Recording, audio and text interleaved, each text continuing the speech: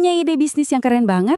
Wah, itu bagus. Tapi, pernah nggak sih kepikiran gimana caranya ngubah ide yang masih di awang-awang itu jadi sesuatu yang nyata? Sesuatu yang beneran bisa kita pegang, kita lihat, kita tes? Nah, itu dia tantangannya. Hari ini kita bakal bongkar tuntas peta jalannya, step by step dari ide mentah sampai jadi prototipa. Nah, ini nih pertanyaan yang sering banget bikin pusing para calon founder. Idenya udah ada, semangat udah membara, tapi mau mulai dari mana ya?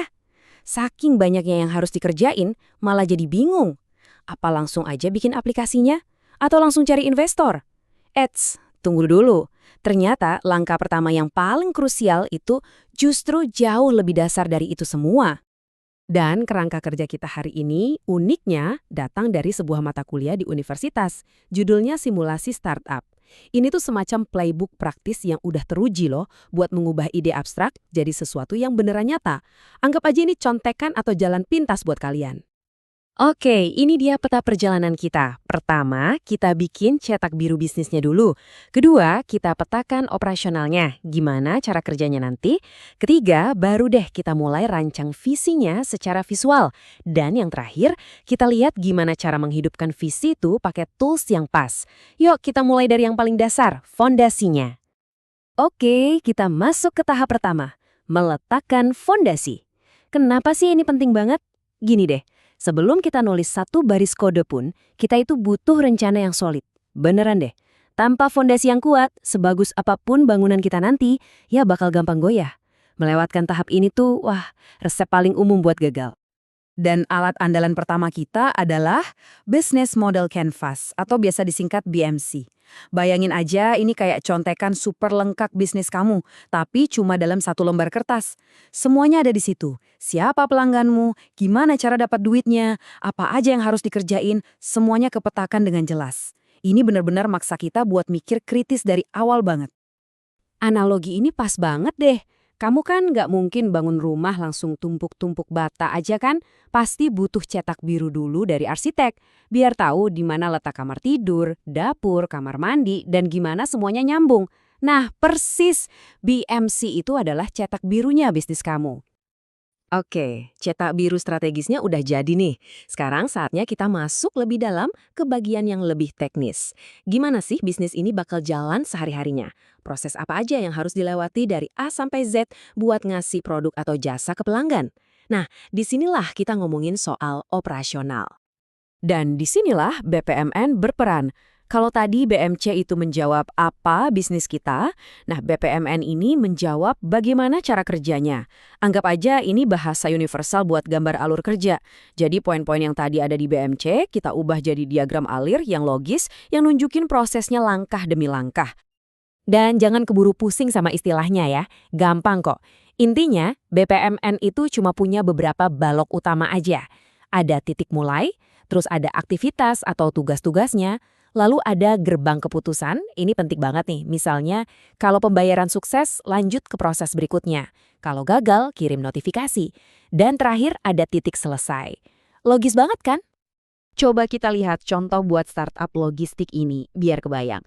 Alurnya jelas banget kan? Dimulai dari pesanan masuk, lanjut ke aktivitas penjemputan, terus ada proses pelacakan sampai akhirnya barang terkirim dan prosesnya selesai. Pakai BPMN ini, semua langkah operasional jadi kelihatan jelas secara visual. Nggak ada lagi yang bingung. Oke, mantap. Strategi udah ada, peta operasional juga udah jelas. Sekarang kita masuk ke bagian yang paling seru nih. Bikin ide kita jadi kelihatan. Di tahap inilah, kita mulai mengubah semua rencana tadi jadi bentuk visual yang bisa dilihat dan dipahami orang lain. Tapi proses ini ada tahapannya juga loh. Nggak bisa langsung jadi desain yang super kinclong. Kita mulai dari dasarnya dulu, dari kerangkanya, yaitu sketsa atau wireframe. Kalau kerangkanya udah pas, baru kita kasih kulit atau tampilan visualnya pakai mock-up. Nah, puncaknya, kita bikin dia hidup jadi prototipe interaktif yang beneran bisa diklik-klik. Jadi, apa sih wireframe itu? Gampangnya, anggap aja ini kerangka atau tulang belulang aplikasi kamu. Isinya cuma kotak-kotak dan garis-garis. Tujuannya murni buat fungsi, nentuin di mana letak tombol, di mana posisi teks, gimana alur navigasinya. Kita sama sekali nggak peduli sama warna, font, atau gambar dulu di tahap ini. Nah, kalau kerangka atau wireframe-nya udah kokoh, baru kita bikin mockup. Kalau tadi wireframe itu tulangnya, mockup ini ibarat kulit dan bajunya. Disinilah kita mulai dandanin desainnya. Kita pilih warna, tentuin jenis font, masukin logo, dan lain-lain. Jadi orang bisa dapat gambaran nyata, oh nanti aplikasinya bakal kelihatan kayak gini, walaupun belum bisa diklik. Tabel ini ngerangkum perbedaannya dengan jelas banget. Coba lihat deh di bagian tujuan. Wireframe itu tujuannya buat eksplorasi ide, jadi fokusnya ke navigasi dan layout. Sementara mockup tujuannya buat presentasi visual, makanya fokusnya ke warna dan branding. Dua-duanya sama-sama penting, tapi perannya beda dan dipakainya di tahap yang berbeda juga. Oke, pertanyaan berikutnya pasti, gimana cara bikinnya? Kan saya bukan desainer.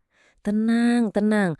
Kamu nggak perlu jadi desainer profesional kok. Zaman sekarang tuh udah banyak banget tools atau alat bantu yang super gampang dipakai. Bahkan buat pemula sekalipun, buat ngerancang prototipe pertamamu.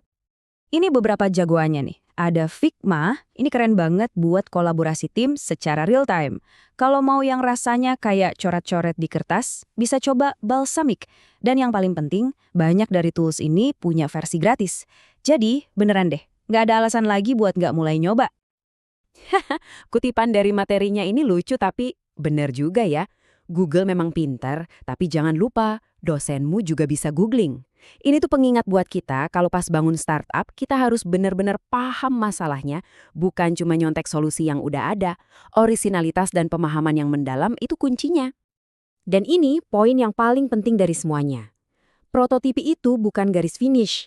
Justru sebaliknya, ini adalah garis start. Pekerjaan yang sesungguhnya baru aja dimulai.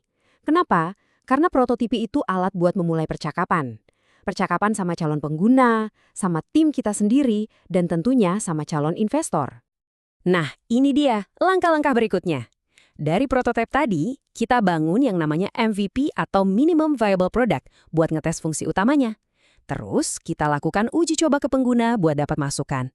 Semua masukan itu kita rangkum dalam sebuah pitch deck yang keren, dan akhirnya kita siap buat presentasi di depan investor.